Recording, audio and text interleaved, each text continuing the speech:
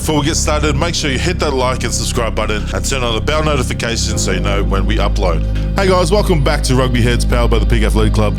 My name is Sione, and joining me are regular rugby nerds, Alfonso Oromia and Nemani Nandolo. Welcome, boys. Welcome. G'day, mate. How's it going? Going to change it up a little bit this episode. It's our last episode for the year, so instead of Performer of the Week, we're going to go Performer of the Year, who stood out for us throughout the whole year, and then we're going to go around the grounds, get around the Sevens series in Dubai and Cape Town, and then we've got Japanese League One starting this weekend, and the European champions have finished their first two rounds, and we'll get all around it and finish off with a few viewers' questions that have been sent in. Let's get things started with our Performer of the Year. Nems, who stood out for you? Who was your favourite player of the year? Oh, look, there's a lot of guys, and I'm sure you guys are going to state the obvious ones, but mine, I think she played very well. I thought she had an awesome year. I expect her to be in the World Cup squad. Has to be. You'd be silly to choose her, none other than May Stewart. She's my player of the year. Yeah, I just thought she was, every time she touched the ball, she was dangerous, and I'm sure we're going to go into it with the Sevens girls, but, man, good luck trying to take her spot. Yeah, real good shout. And Fons, who stood out for you this year? Oh, I thought you were going to take my one again, Nems, but no, you haven't. I actually got the Sevens player of the year, Maddie Levi. I think, she... Look, there's, like you said, there's a lot of good players this year, both in the men's and women's, but I mean, she stood out amongst everyone else. Obviously, they'd be a bit disappointed if they didn't get the gold medal, but all around, what an athlete. I know there's a few sports that want to sign her up, so it's good to see her down playing Super W in 2025. For me, I reckon, what a year. Yeah, two good shouts, and I'm going to keep that love for the women's game going. My one is Caitlin Vahakulov for the Black Ferns. She had a breakout season last year, and then there was no signs of second season syndrome for her this year.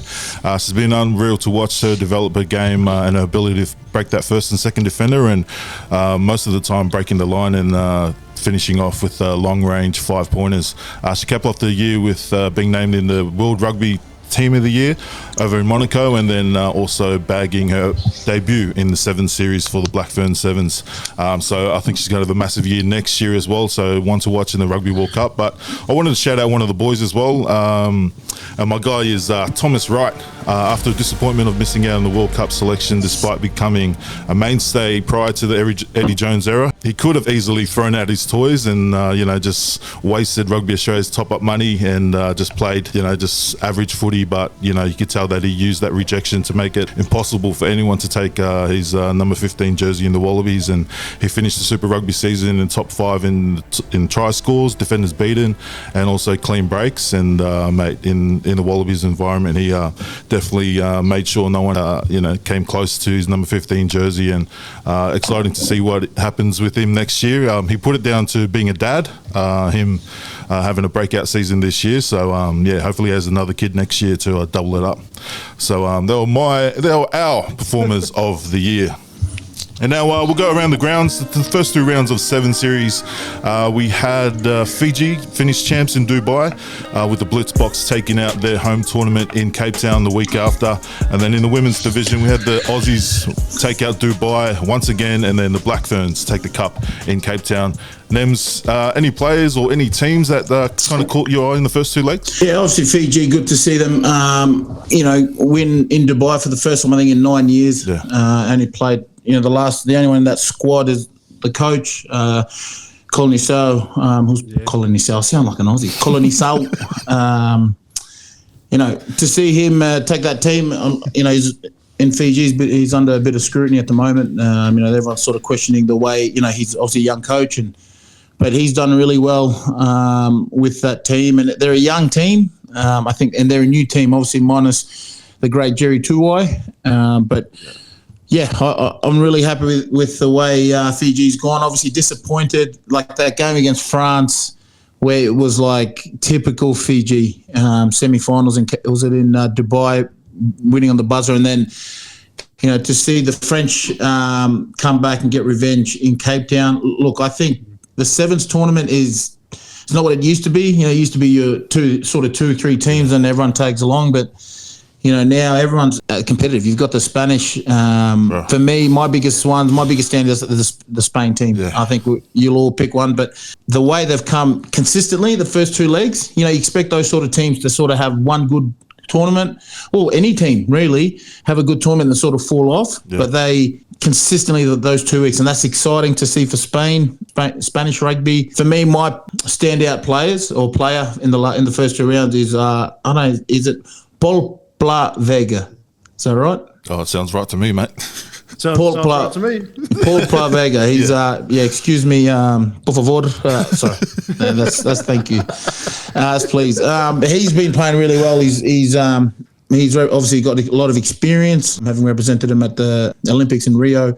But yeah, the Spanish teams, they're turning heads, and I hope that they can carry on that form, because teams like that is what we need in sevens. And that's what makes sevens a global game, because it's these small nations, that are punching above, might not be recognised in the 15s, but in the sevens they're doing really well. So yeah, that's a good shout. I also had Spain. They're similar to the RGs, and just hard working off the ball on both sides of the ball, and then they got slick slippery finishes. But they've said they put it down to, they did what France did last year. They went and did pre-season with the Fijians in Fiji, climbed doing those dunes and all that stuff. So it's working. So I'm gonna, hopefully the Tongan Sevens team will make the trip over the river there, and also join the Fijian Sevens training next year. So hopefully we'll see Tonga back in the top flight Sevens series next year. But Fons, who stood out for you, or which team stood out for you over the first 2 weekends? It's a bit of a mixed bag. It's interesting to see after the Olympics, how much the teams have changed, isn't it? So many teams have lost, not just players, but coaches. I mean, Australia didn't have a coach till a couple of weeks out from Dubai. So that's how short of a turnaround they were. Same with the women's as well. Obviously, some of those girls have switching over, playing sevens and 15s, and even NRLW. So it's interesting to see that. I mean, Spain is a obvious one. I mean, they beat New Zealand twice. I'm lucky I'm part Spanish, my amigo, so but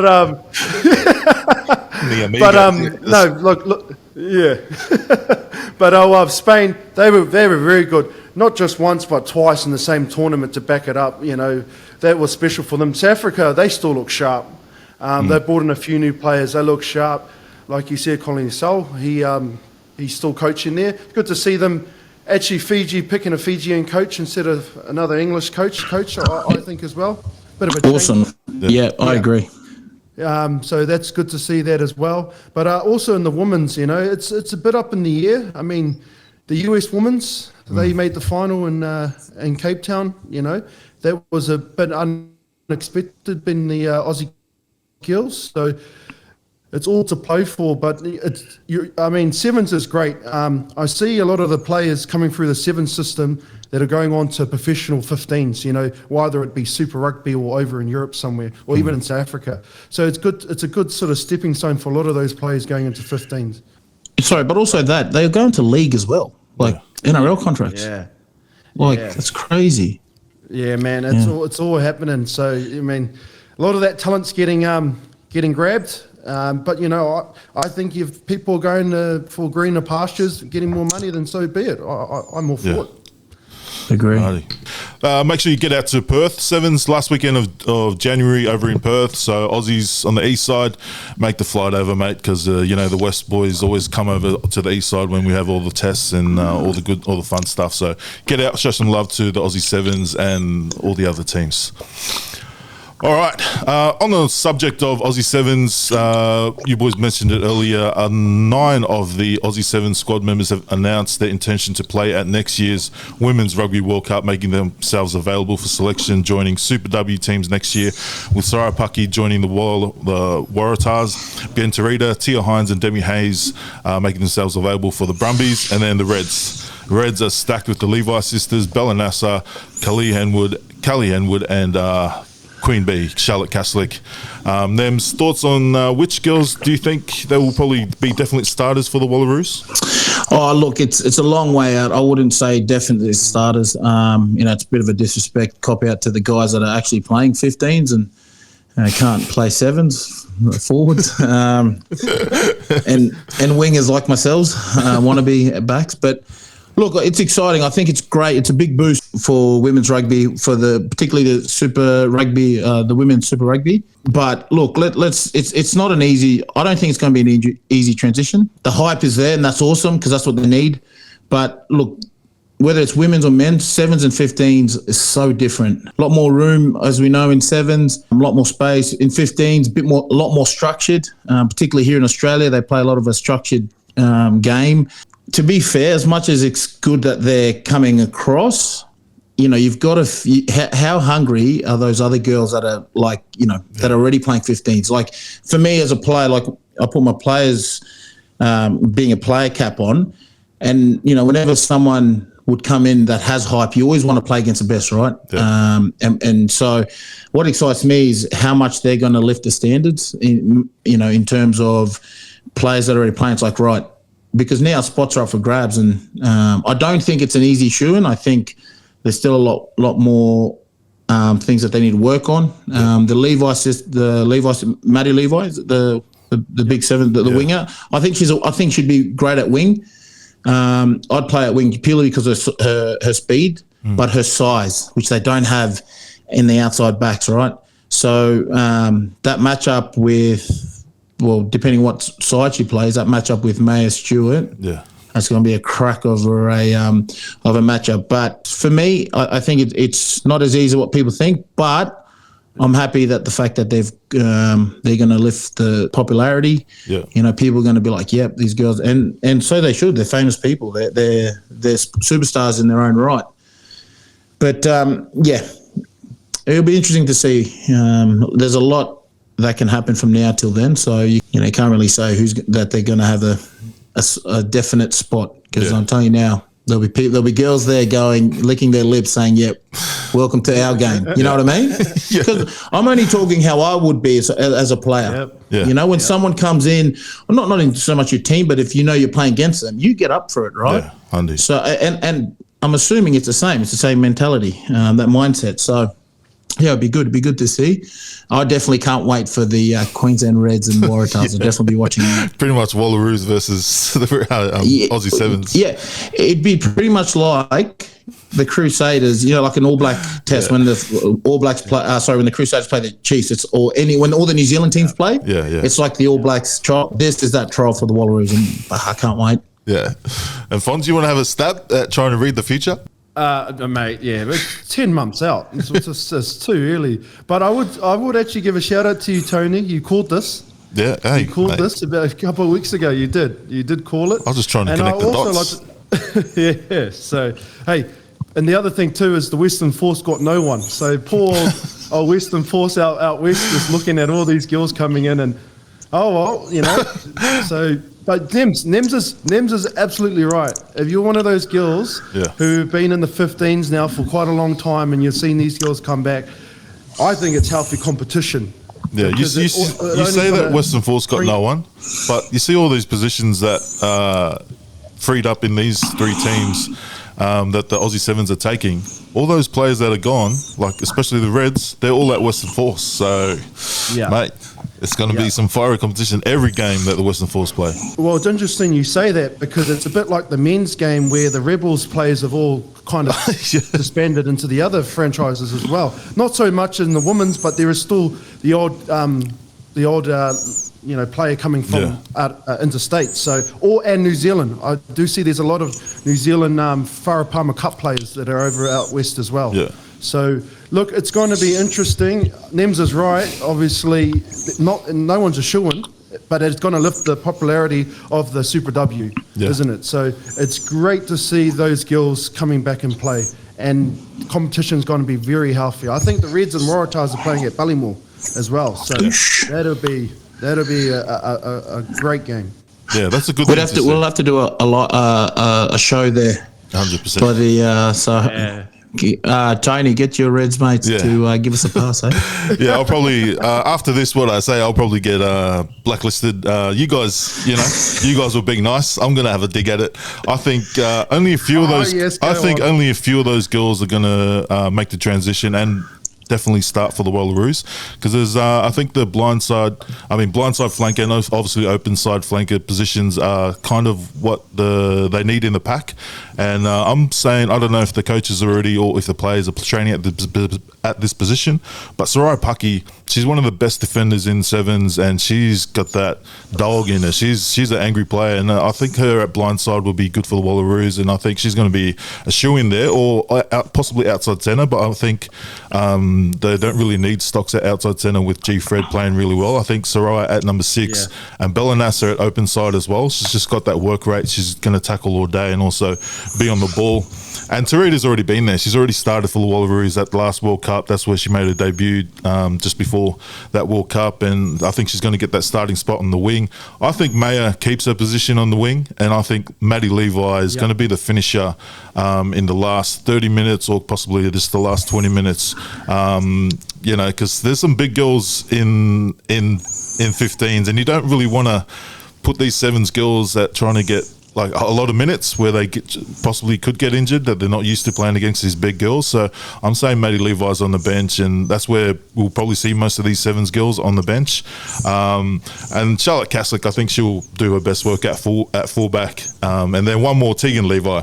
I think she's going to be deadly at 12. I think that 12 position we haven't really found. They've always switched Cecilia Smith and a few of the other girls at 12. So I think Tegan Levi could be an instant starter there at 12. And then there's one girl that I didn't mention. She's coming back from knee injury. She's already played for the Wallaroos before she joined the sevens, and Alicia Fakosilea. Hopefully her knee comes good and she makes herself available to come off the bench and fill in when G Fred's done her work, or even fill in at 12. Because and I think we're going to win the World Cup if they follow this selection. So mate, okay. So if you're playing 15s, don't bother. Don't even rock up now, because the sevens will play. That's pretty much what you're saying. Tony's a few positions, mate. He's already picked the team. So, guys, if the Wallaroos, if you're watching this, don't bother, because Tony's already picked the sevens team to represent this, which I'm strongly against, by the way. Oh, yeah, mate. Hey, mate. Just want the best, you know. And May proved that she's the best on the wing and she keeps her position. But, some of the ones that they've been switching out that they don't know, I think, these Aussie Sevens girls are going to fill in. But I think they're going to do their best work off the bench, not starting for the Wallaroos. But we'll see. We'll see how they go. I'm sure the 15s girls are going to show them in Super W that it's not so easy to transition. Maybe I'm just being nice. Well said, mate. Well said. But imagine that chat though. Like, you're at training, you know, you're a 15s player, and then you see the sevens girls walk up in their Wallabies kit, and you're just like, oh damn. Did you guys ever have it at Fiji? Like, Fiji sevens always been good, and then did you guys have any of the sevens boys come over training? Oh, they came, but they left. Mate, we got guys like Tuisofa and all them. Yeah, I'm pretty sure you're just going to be a passenger. Yeah, true. It's different. A lot of those Fiji boys would come, and some transitioned well, some played, but it's like I said, man, it's not easy. Yeah. It's very different, and it'll be interesting to see. Yeah. Well, it's definitely going to get eyes on the game Super W next year. So make sure you lock in your teams. Don't be bandwagon switching teams like myself. I can do it because Anyways, Japanese League One kicks off this weekend. Which teams are you guys supporting? Then, especially, who did you play for when you were over there? I played for the NEC Green Rockets. Yep. Yeah, I was top try scorer every time I was there. But I didn't ask that question, mate. Oh, sorry, mate. Yeah, no, that was when the comp was. That was pre-World Cup. That's when all the superstars, before the superstars came over. NEC Green Rockets is my team. So hopefully they'll go well. Any plays you're exciting to see this season? Yeah, really excited. I think the one thing I'm really excited about is that the fact that the top league has come a long, long way from when I was there, and we're going back 12 years, 13 years. Like, back then, you'd have maybe 5 or 6 sort of, or like you'd have Giddo and George Smith, Francois Staines. Like, you'd have your peak, and then but it wasn't as strong. The competition wasn't as strong as it is now. Yeah. You know, and it's come leaps and bounds. Obviously, when I was there was like 3 professionals and the rest went to work. So from what I've heard, you know, a lot of guys now are professionals, are Japanese boys, so they've really poured some money into it. And yeah, it's just it's a good product, and I think it's the one guy that I'm really excited to see. He's a Gundawindi boy. His name's Toby McPherson. He plays for Toyota Verblitz, so he's BBC boy.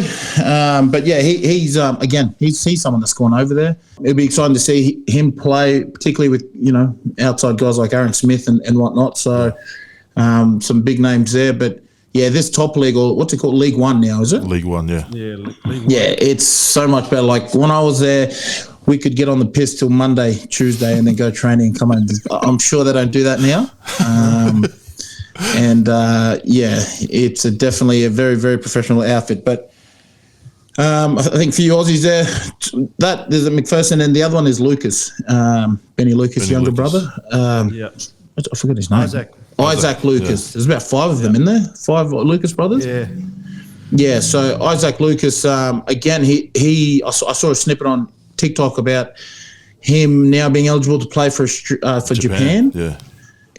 He's been there for now 4 years now, I think 4 seasons, and he's a very gifted, talented player. Don't get me wrong, but yeah, I just think we're in a good, here in Australia. We've got a good stock of 10s that are in the waiting, you know, that are in the waiting line, obviously behind Noah, and he's still got young Liner up at the Reds. So you know, and I'm sure Isaac Lucas is on a bigger on a bigger wicket than all of them put together. So yeah, those 2 are the guys I'm looking forward to see, and I'm sure they're going to do well. Yeah, well, Japan need a decent 10 or decent 10s and stock, so it's good to see him sort of make himself available for Japan.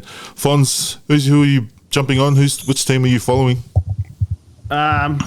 It's Joey Manu in them. Toyota Blitz, yeah. Typical. The All Blacks, pretty much. I've been watching a bit of that Tanaka time on that on that vlog. Yeah, it's quite funny, isn't it? Yeah. But I tell you what, it's you're right, Nems. That competition's come a long way. Yeah. To the point now, people are asking, where do we watch it? Yeah, exactly. Televised over the side of the world. And I'm getting a few questions about, you know, where do we watch it? I didn't even know where we watch it in Australia.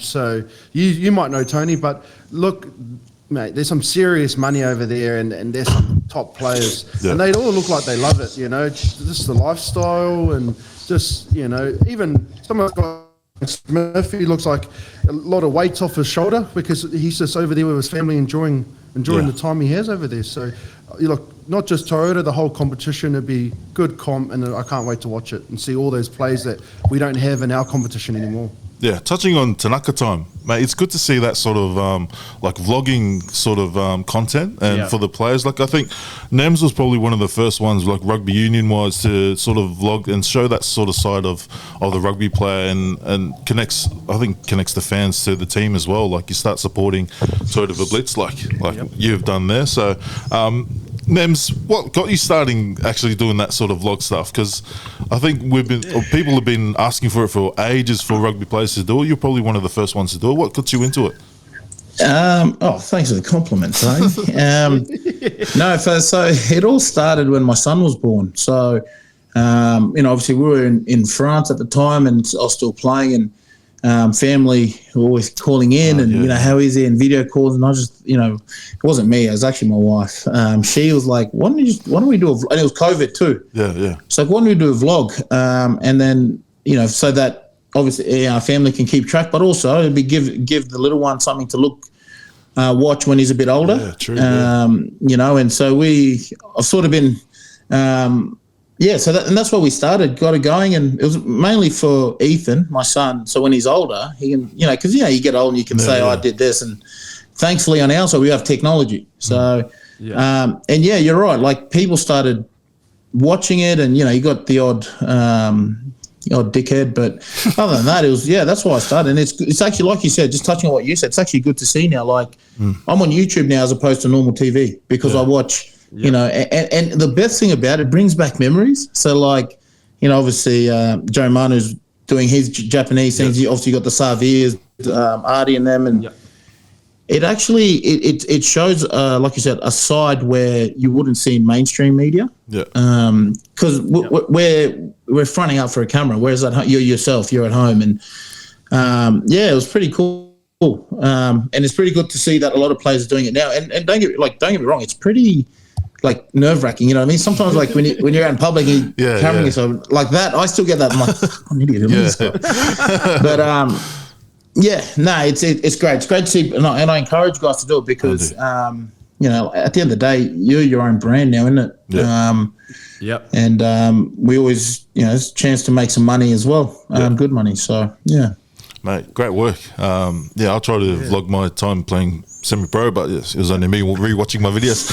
But yes, good to see the boys, and hopefully more, like you said, more guys get into it. But my one that I wanted to, that only just got released earlier this week was the Valence Tefade from the Redcliffe Dolphins. He's come back to, I believe he played rugby all through school, and he only switched to rugby league when he went to the Dolphins.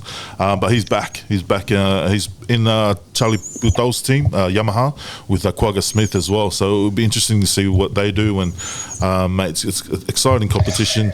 But my team's always been whichever team Richie Maunga plays for. So yeah, I'm once again on their bandwagon to go back to back this year to Toshiba. So we'll see how they go. And yeah, Joey Manu, mate. Hopefully he carves up, and maybe one of the Super Rugby clubs will try and snap him up to make him available for the All Blacks. But yeah, we'll see what happens. Great to see. It's great to see a lot of young guns get snapped up over in MLR.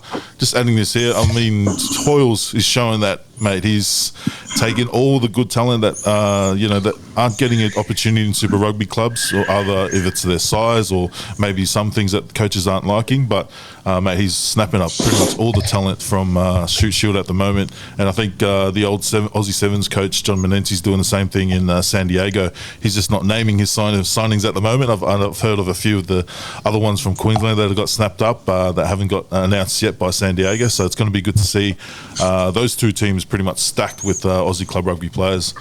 But then we'll go across to the European Champions Cup. First of all, Nems, did you play in the Champions Cup when you were over there with Montpellier or Leicester? Yeah, I got 5 men of the matches when I was playing. No, I didn't. No, I don't know how many I got, but yeah, I played that. It was probably more than 5, yeah. Oh, mate, it's awesome. Mate, it's awesome to see. You know what though? Like the best rugby you can ever play, right, is Champions Rugby, Champions Cup. It is the best experience. It's one level down from international level, like from the internationals, and you know it's fun. You get to go, like I'm playing Montpellier. You travel to Italy, you travel to the UK. You know, every time we travel to the UK, because there's no Nando's in France, we'd always go to Nando's. You know what I mean? Some of us would go to Five Guys, but anyway, you'd go to Nando's, and then like you'd go to Italy, and you'd try the food there, and then you'd play some rugby. But like that's one thing I miss. I love playing. I think, like I said, going back to when you're playing against the best. They're the best in Europe and the world, and obviously now you got the Springboks, the South African teams in there. But the intensity is higher. It's not so much like, how do I say it? The English and the Irish, they take it more serious. Oh, no, everyone takes it serious. That's a lie. Yeah. But when some French teams know they can't make, they can't progress on.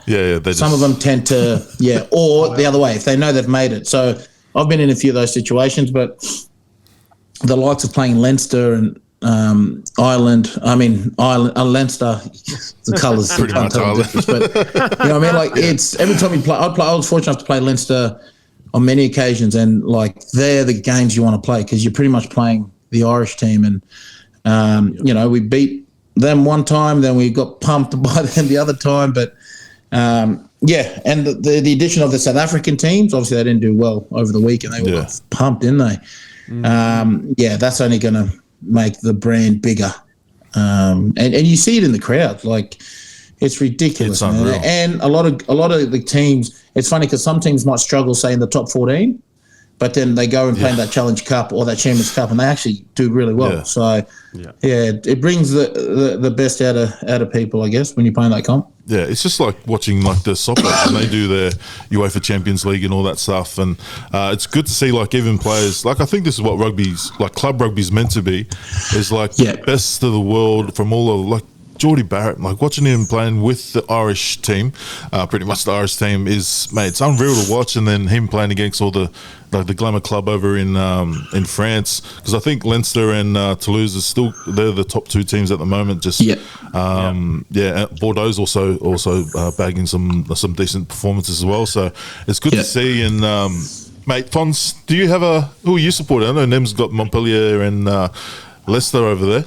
Oh yeah, I follow La Rochelle in the top 14, but I actually enjoy watching the European competition.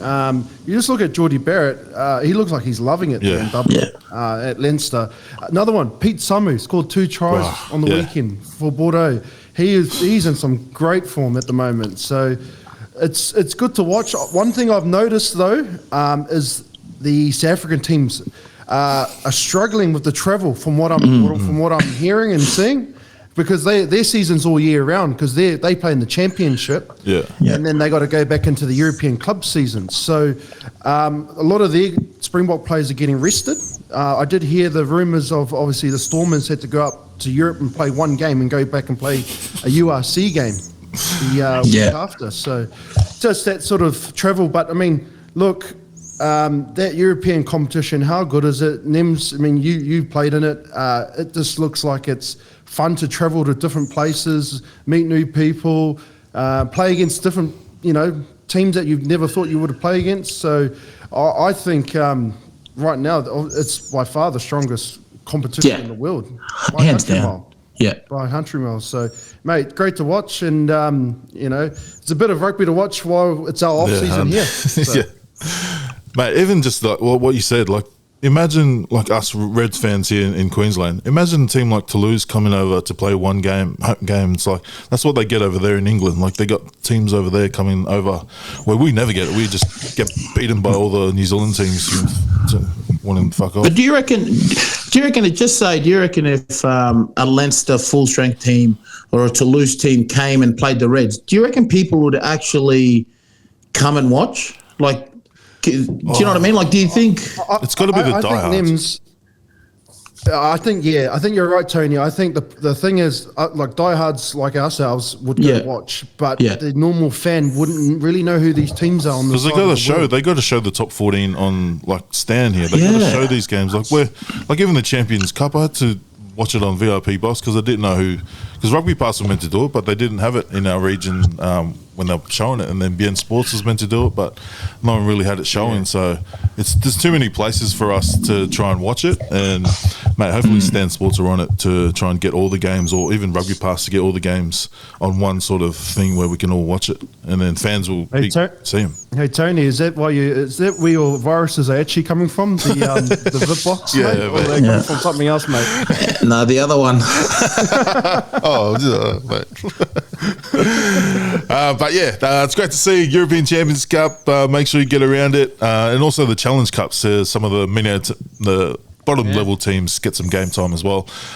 But that's our Around the Grounds wrap up for this week. Now we've got yesterday's hero, our little throwback to players that stood out for us when we were little children, or just back in the days that we loved to watch playing. Nems, you want to kick us off with your yesterday's hero shout? My one is another Queenslander. Went over to the Force. He was in the Super Rugby sort of setup. His name is Luke Doherty. Do you guys remember that name? Lock, back rower? Back rower, played South Boy. Nicknamed Dogger. So he was yesterday, like growing up, obviously a bit watching him play down south, but also the Reds. But it wasn't when I was over in the Western Force and the academy back in 06, and he was there. And mate, there's nothing flash about him like that, but he would just go and he'd want to fight anyone and everyone. I remember one time at the academy guys used to go and train with the top squad. weekends. I think someone put a shot on him and he wanted to start swinging. He's an Iona boy, I'm pretty sure. Oh, yeah, He's an Iona boy, so that explains a lot. But, Luke Doherty is my player from the past. And, a lot of the older guys will probably know who I'm talking about. But, the young ones is probably – the good thing about him, he just wanted to fight. That's why they called him Dogger. Oh, mate, good shout. I vaguely remember him as well. And then when you said his name, I'm like, is that that big back row? Well, not big, but a solid back row. But Fons, who's your shout yesterday? Hero shout out. It was a bit that used to play for Otago in the 90s. Brendan Blaney. They used to call him Chainsaw. And he used to shred teams to shreds. That's why they call him Chainsaw. Brendan Laney. But he was sort of the forgotten winger because Jeff Wilson used to be on the other wing. So, but he actually, that was in a team where the Otago were actually quite strong in the 90s for NPC and for Super Rugby. And he actually went on to go play for Edinburgh and Scotland. Another guy that went abroad and got his caps in another country. So Brendan Laney, what a player he was back in the 90s for Otago. Shit, good shout, Laney.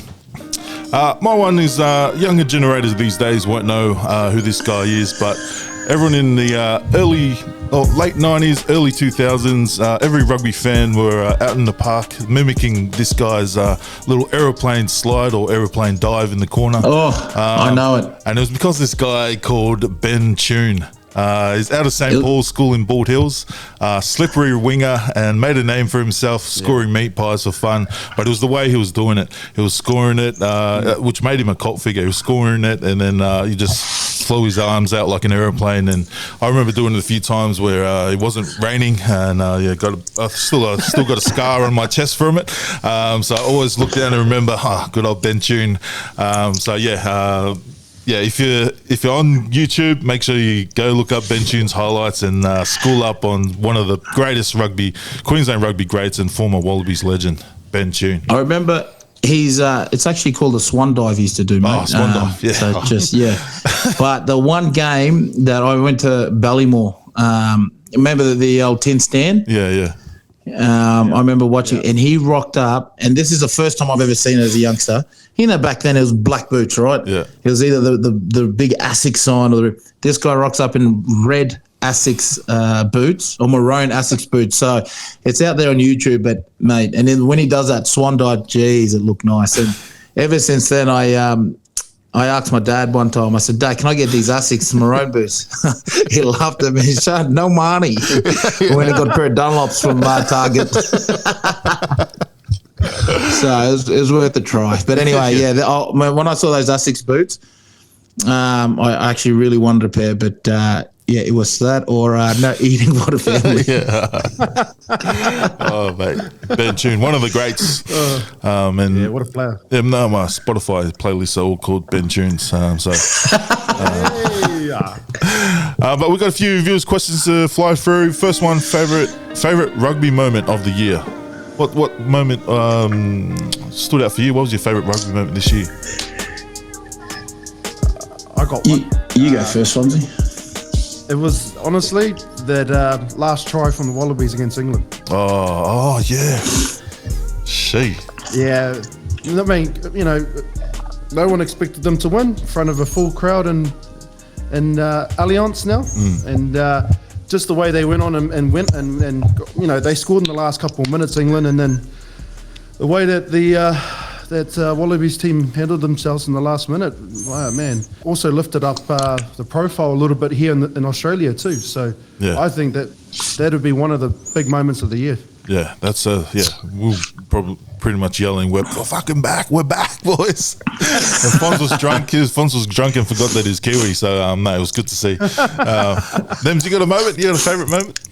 Yeah, just touching on what Fon said, he loved that moment so much he got his citizenship. I just had to say that. Congrats, mate. Well, welcome, mate. Welcome. I'm here to stay, baby. I'm here to stay. Mate, jeez, imagine that.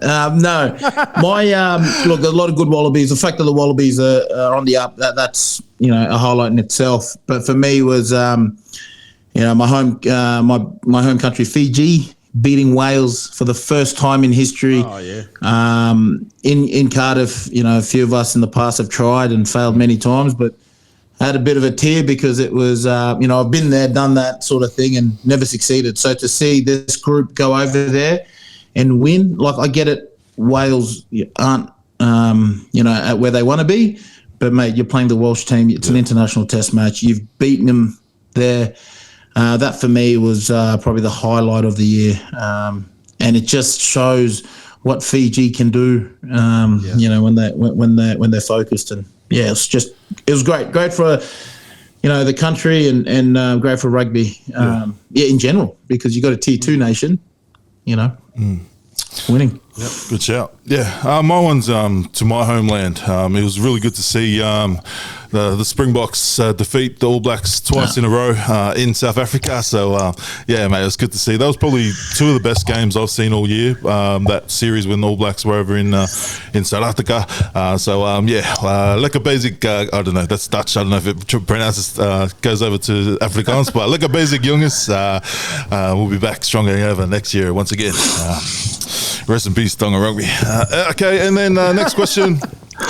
Halfway through preseason now, what were your worst memories from preseason training?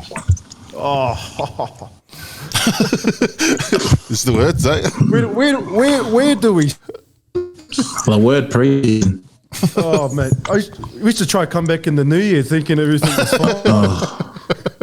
Mate, no, I just think I still get anxiety watching boys, on social media and see them sweating it out, putting the water on them, wasting water, I think. But anyway, you got to do what you got to do to survive. But, the preseason is, like, honestly, I actually still get a little bit of anxiety because I just think of a watt bike. I think of extras. Oh, yeah, and plus the normal training. But it just... first of all, shout out to the media guys that are at these clubs that are doing it. I still think the Blues media team is light years ahead. Andy. But to see these the franchises, whether here or in New Zealand, showing that it's awesome to see. We saw Adi Savia at Moana Pacifica.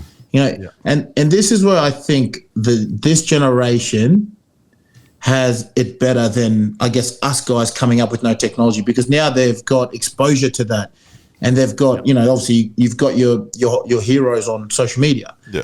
And I just see that and I just think, man, imagine if we had it back in our time, you'd be like, right, that's what it takes to be that. Do you know what I mean?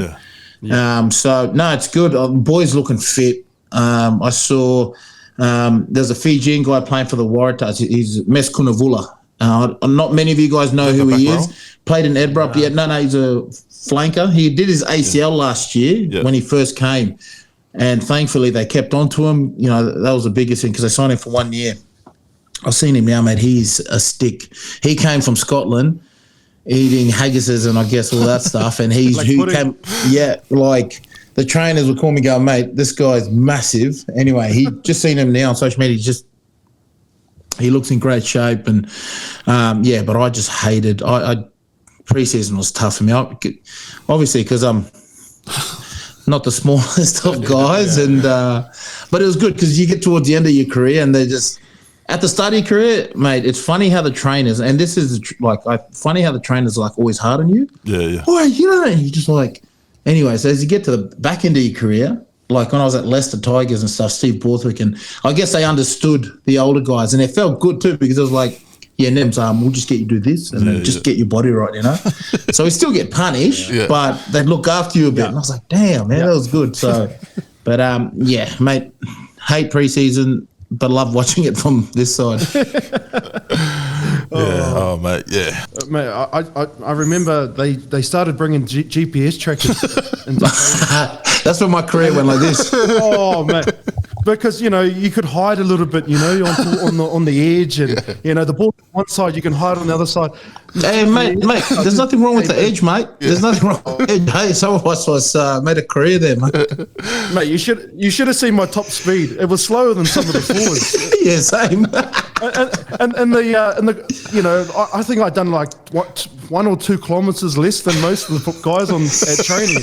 And I'm like, and I couldn't hide from it. You just couldn't hide from that GPS GPS tracker. That and then the Broncos coming. The old Bronco test. Yeah. That was the other one. I see a lot of people doing this 12 days of Christmas Broncos. No, mate. That's not happening. Oh, no. Wait, Fonz, I'll tell you a story about the Broncos when it first came. I was at the Crusaders and everyone was getting their times written out to them. Like, so, you know, in the backs at the Crusaders, it was like 4:30. Hey, listen, you're 4:20. Hey, you're 4:30. You're 4:15. And then coming, like, so the forwards started the forwards. Yeah, mate, you're just under 5, 4:45, 4:50. All right, Joe Moody and all them coming, White Crockett's there, and then at the end, and then his name. I remember the trainer come up to me and goes, like, didn't talk loud though. He was like, "Hey, Nemsy, hey, like, listen, mate, just give it your best, yeah, give it all you got." and then I was like, yeah, and I'm just. Get him to read, like, and Bruce, I'm already nervous, like, and I was like at the fittest too of my career there, and then he's gone, and then I was like, okay, yes, he's going, mate, just give it all you've got, just be patient on the turns, and I was like, yep, and I was like, and then everyone's like, because you know he's going past, boom, your time, he's there with at least 2 minutes with me, and I was like, okay, jukebox, what do you want? Okay, my time. What time do you think I should push for? And he reckons, mate, just try and keep it under 5:15. 5:15. So my best, and like that's my best. My best. I hit 5. I did him proud. I did 5:13. So, mate, I'll tell you what, and Tony, you'd agree too. The worst feeling right before you're about to run, and you just know, isn't it? Just that feeling inside you. No. And I remember we did a same thing, Broncos at Jeeps, and I ended up getting. It was terrible. I think I got like 6:05, and I think it was Alwie that was looking at me, the coach.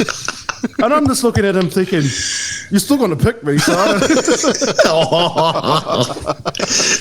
Or when they go, you know, when you're stuffed and you hear, come on, boys, do it, this is what thing is. You just feel like, shut up. But then it's Richie McCaw talk. He's like, oh, yeah, sorry, mate, I'm coming, mate. Or Kieran Reid just shouting at you like, oh, yeah, Reid out, yeah. Yeah. Okay, no, that was good times. Good times. What else we got here? Oh, have you guys noticed the amount of kids getting plucked from high school by big French rugby clubs? It breaks me. It honestly breaks me. There's another kid who's at State High now. I think he's a front rower hooker, and he's got, I think, a few French clubs already looking at him, right? And do you notice the guys that are going are our front rowers? Yeah, top big 5. Boys, eh? Yeah. Big boys. Things. Yeah, big boys. And it breaks me because, you know, like, no offense, Tongan Thor, you know, he's not gonna. He'll probably head overseas soon. He's obviously still James Slipper. You know, he's been putting his line for Australia for years, and then like it just breaks me to see these clubs, and I don't know what it is. Like, it can't be much that they're offering him. They're not offering him $1 million, you know, to go over there. Like, I was over there. These guys were on like maybe $1,500 a month. Yeah.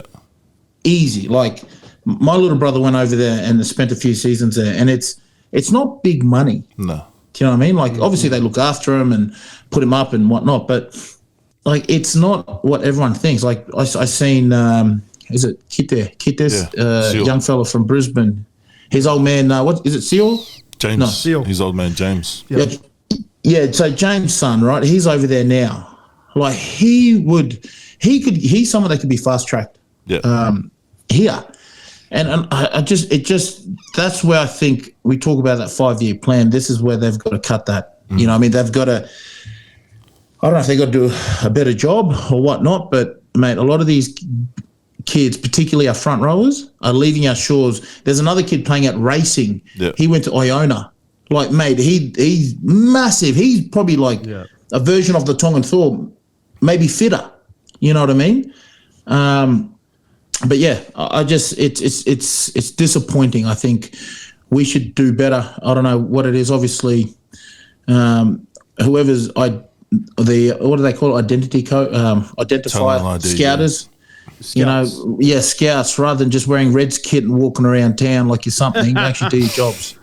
Yeah, what can they do though? Like, they literally don't have money. Like, I know they're not offering much, these clubs, but they're looking after them and offering flights for the parents to come over. I think Gitter's parents got offered four flights each year to go and visit him.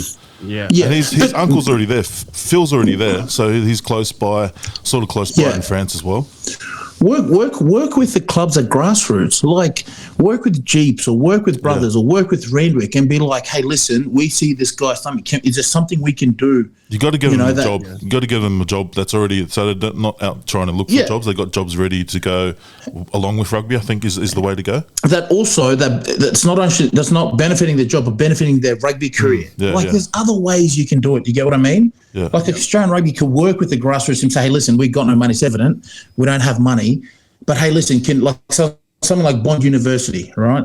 Let's work together. You guys get something out. We want to keep this kid. Look, fast track him. He might only be here for a year and a half. We got him up. Do you get what I mean? Like, just stuff like that. And rugby's always changing. Squads are ever changing. Someone gets injured, they can get the call in. So, look, that excuse of they don't have any money. I think there's other ways you can do it to keep these kids in Australia.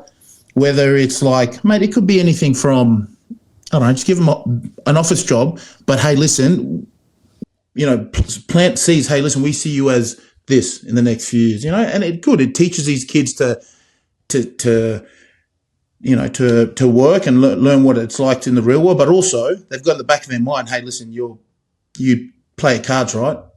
You'll be playing up this, you know, you're gonna be in the professional squad. So there's a lot of other ways to keep these kids here, and we can do better. I don't know if you guys saw the photo, but there was a photo of Seal Lecker because they got him over for like a NFL sort of visit, just to visit the facilities and do a little bit of training with the what do they call was it Esquires or something, the young Espoir.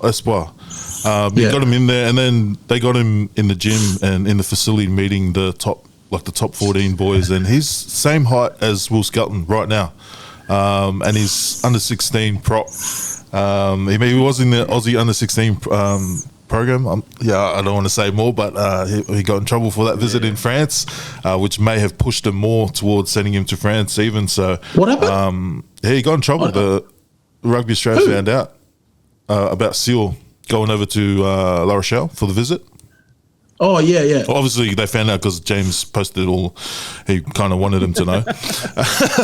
But, he got in trouble. That's He's a bit vocal about Australian rugby, old James, isn't he? Yeah, mate, it's crazy to see. There's also, a few backs. I was trying to find some of the ones that were snapped up. I think he got snapped up last year before his senior year, and he's gone over. I think he was at Churchy. He was similar to Kalen Ponga, but the Frenchies are on it early. That program, I don't know, that Espoir program must be hefty if they're going out worldwide to search for this talent similar to NFL. Yeah, so what happens is they got 3 years. They do a 3-year sort of apprenticeship. They learn French. They go to school. Then they come back. It's kind of like going to college, really. Oh, yeah. And then they train. So they're in the academy or Espoir. And they live, so like every club has their own block of apartments for the players. So they get allowed, and then they get obviously a little bit of money here and there, and then, it's literally like a boarding school. So a lot of the clubs have it. Montpellier, they've got a pretty good setup there. Jesse Moggs, who's now involved there with the Espoir, Toulouse. Like a lot, and it's appealing, like you say, like the money talks. Yeah. But in terms of money, though, like you're not earning money until your third year. But the moment you finish your 3 years, you become what they call a GIF. So that means you don't count as a foreigner. So guys like Josh Tuisova, he's a GIF. So he would never have to leave France. He'll always have a job because he's not counted as a foreigner, and the fact that he's a freak of a player, right? So his value's already there. The fact that he doesn't count as a foreigner, mate, that guy is he's sitting on a gold mine because, and so that's what they do. They bring him over, your GIF, and you're set. Hey Nims, do they do the same thing in Japan? Similar They're bringing Yeah. guys over quite young, isn't it? Well, they bring the Tongan guys over for university. Yeah. Now they're starting to bring they go to New Zealand a lot. Tonga's massive. Yeah. They used to go to Tonga, but then they go to New Zealand. Sometimes Australia. There's a guy, Lemeki. He's from Runcorn. Yep. He went to Runcorn High. Oh, really? Sunnybank, yeah. Runcorn High. They went to uni, and mate, he's got a Japanese wife. He's got kids there. He's been living there. So a lot of these guys now, and I think that's where we probably don't have the opportunity to offer.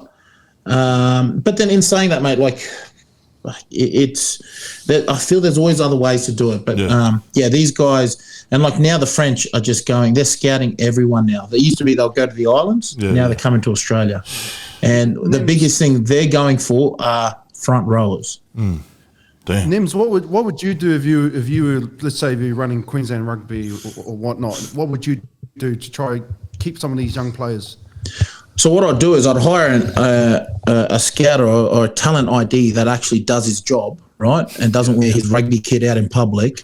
But I used to hate when I used to see guys and you're just like, bro, you don't even play rugby. Anyway, so I had to get that one out. What I would do is I would literally work closely with all the clubs, identify. I would go out west. I'd get these props that are playing club but don't really play GPS. Yeah, big boys. Start talking, and if you can't get them through the school, connect them with your clubs, right? Your Norths, your Jeeps, your brothers. There is no money, but the people that are involved in those clubs, there's funding somewhere there, right? Say per se GPS. You get a guy like a prop. Let's say his name is Aleki. This guy, he goes to Woodridge High. He is talent, but we don't have the money to sign him. Everyone wants him but us. You then say, hey, listen, go to Herbie down at Jeeves. Hey, listen, we want to keep this kid. Is there any way we can work to get him a job, something that's going to help him stay, but also give him about 18 months, then, something happens at the Reds, boom, he's back, he's up in here. You know what I mean? Yeah. We've got to work closely. I just feel they got to work closely with clubs to come up with ways that we can keep this talent because and just not promise them, but say, listen, this is what we want to do and we feel that it works with you. This is where we see you. Yeah. And no one wants to leave. You know what I mean? Yeah. You come to me when I was 15 and say, hey, listen, we see you here in 4 years' time, right? Yeah. But this is where we feel that this is where the journey you take to get there. And you map it out. And it's everything that you do in that map, in that journey, everything benefits to your rugby career. Sorry, do you know what I mean? Yeah. So your job won't be landscaping or piling bricks, right? Your job will be something else that can give you a bit of money, but also give you to give you that thing that can help you. And then you got now every club in Brisbane or in Sydney, they have SNCs now. You know what I mean? All the way down to Colts. So there's ways, just talk, and we talk about grassroots. There's a way. That's what I'd be doing to keep particularly these front rowers, man. Sometimes I feel that we always see a talent and we always we get fixated for that talent for so long, then we forget about, geez, we need to find a backup because this guy could go and get $1 million somewhere else. So I know I'm blabbering on, but no, that's good. I think you just opened up a new job that Rugby Australia should be making for you, mate. Yeah, you back up here. Just give me. I just need to get 4 weeks' notice to. Whoa, your job's on you, mate. Oh, mate, sorry, mate. But literally, I just feel that there's so much talent, and we always our biggest excuse is we talk about, but we don't have money. We can't afford him. Fuck, let's come up with a solution. Let's be a solution, man, rather than a freaking problem. That's a good shout, man. Because a lot of talented players that are probably fringe like that didn't get picked up. They probably gave up rugby because they were worrying about trying to find a job that fits with rugby, trying to find something that fits with rugby training, instead of the club saying, "Hey, we've got this job for you," and it's already sort of mapped out. So that's one thing they have to worry about. They just worry about rugby, and they've got money taken care of, job taken care of, and man, I think you're just solving the problem here, mate. And one more thing must I add, not only are you doing that for that player, because he's already talented, he's got the potential, you're now strengthening the competition of something like the QPR, Queensland Premier Rugby. Because now he's not playing Colts, he's playing against men that he does, and that's where you're going to get found out, right? Does well, then, hey, listen, it's a breed. So now you're creating breeding ground, without the price tag. You know, you might have to work a little bit extra. Like, you know, like I said, everyone's got to come together. But, you know, like I said, if something like a Brothers or a Jeeps comes to you and say, hey, listen, I've got this player. Can we work something out? He'll be good for you, mate. He'll be playing Premier Grade rugby. But, mate, he's got the potential to go on. Yeah, Club gets recognised. You get, you know, he came through us as a youngster. Everyone wins. Yeah. You know what I mean? It's just a process, but everyone wins. Yeah, nice. Well, we'll just trademark that for Nems in case. Oh, yeah, monetize the thing, mate.